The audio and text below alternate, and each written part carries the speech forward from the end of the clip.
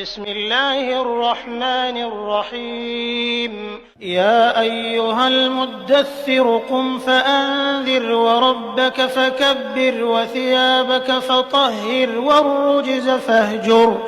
والرجز فاهجر ولا تمنن تستكثر ولربك فاصبر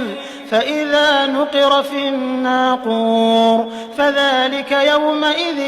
يوم عسير على الكافرين غير يسير ذرني ومن خلقت وحيدا وجعلت له مالا ممدودا وبنين شهودا ومهدت له تمهيدا ثم يطمع أن أزيد كلا إنه كان لآياتنا عنيدا